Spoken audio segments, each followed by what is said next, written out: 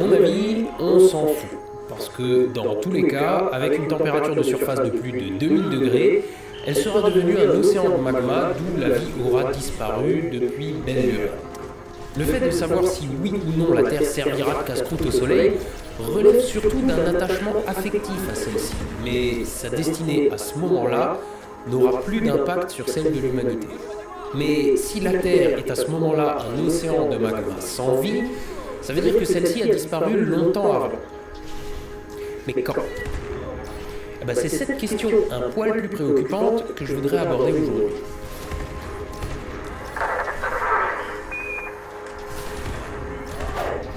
Bon alors, avant de parler de la fin, reparlons brièvement du début.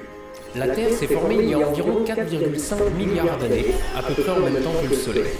500 millions d'années plus tard, quand sa croûte s'est solidifiée, on a vu apparaître les premières formes de vie. Mais pendant le milliard et demi d'années qui a suivi, la vie est restée confinée dans les océans, sous une atmosphère sans oxygène.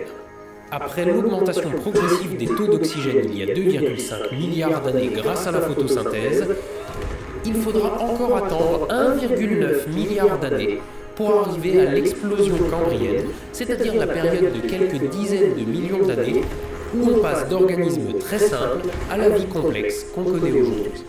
Sur les 4,5 milliards d'années que la Terre affiche au compteur, pendant 3,9 d'entre eux, il ne se passe rien. Alors, non, il ne se passe pas rien, bien entendu. J'en ai déjà largement parlé dans une vidéo dédiée.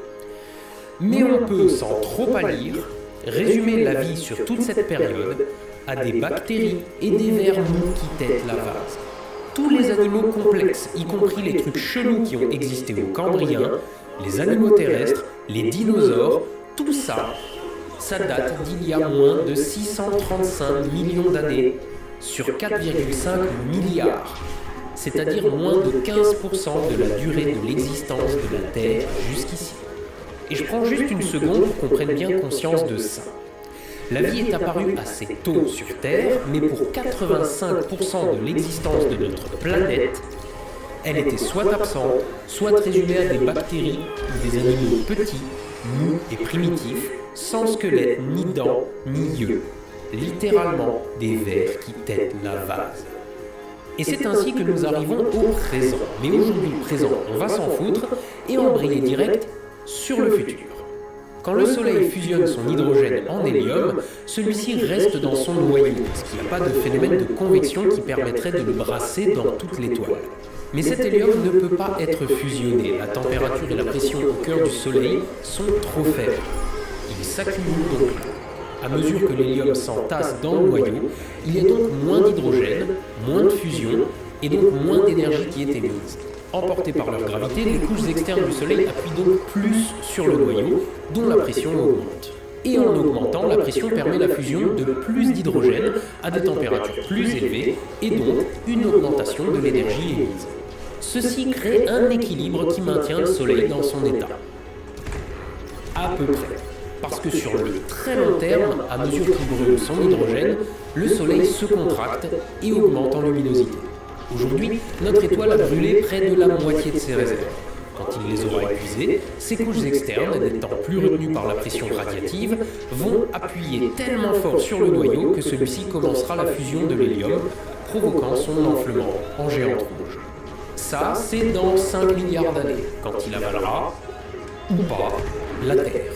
Mais ce qui est important là-dedans, c'est qu'avant de fusionner son hélium, le Soleil va continuer à augmenter progressivement en luminosité.